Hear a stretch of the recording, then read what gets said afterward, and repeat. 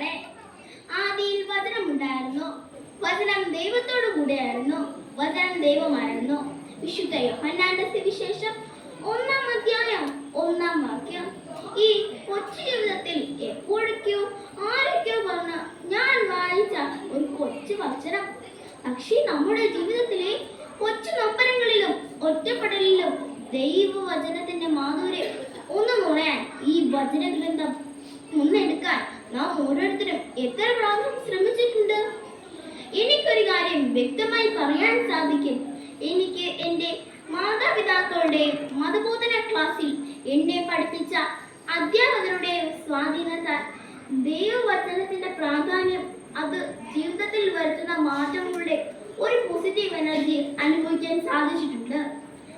അതിലുള്ള ഒരു ഉദാഹരണമായി എന്നെ സ്പർശിച്ച ഒരു വചനം ശുദ്ധ ഹെബ്രായർക്കുള്ള ലേഖനം 3-ാം അധ്യായം 12-ാം വാക്യം. നിങ്ങളോട് പങ്കുവയ്ക്കാൻ ഞാൻ ശ്രമിക്കുകയാണ്.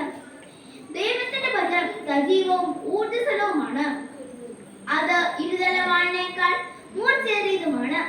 ചേതനയിലും ആത്മാവിലും സന്ധിബന്ധങ്ങളിലും മജ്ജയിലും തുളച്ചു കയറി ഹൃദയത്തിന്റെ വിചാരങ്ങളെയും നിയോഗങ്ങളെയും വിവേചിച്ചറിയുന്നതുമാണ്. അങ്ങനെ എത്രയെത്ര വചനങ്ങളാണ് നമ്മുടെ ബോധ മനസ്സുകളെ സ്പർശിച്ചുകൊണ്ട് കടന്നു പോകുന്നത്. ദൈവവചനത്തിന്റെ പ്രാധാന്യം മനസ്സിലാക്കാൻ നാം എവിടെ പോകേണ്ട. ചുറ്റുപാടിൽ നിന്ന് നമുക്ക് ഇതിനായി കിട്ടുന്ന അവസരങ്ങൾ ഉപയോഗിക്കാം. സന്ധ്യാപ്രാർത്ഥനയിൽ വചനം വായിച്ചു തുടങ്ങാം. വിശുദ്ധ കുർബാനയ്ക്കായി ഓടിയണഞ്ഞ് അവിടെ ജീവിക്കുന്ന വചനത്തിന്റെ സാന്നിധ്യം അറിയാൻ ശ്രമിക്കാം. കുടുംബ കൂട്ടായ്മ, സംഘടനാ പ്രവർത്തനങ്ങൾ, വചനാധിഷ്ഠിതമായ മത്സരങ്ങൾ ഇവയിൽ പങ്കാളികളാകാം.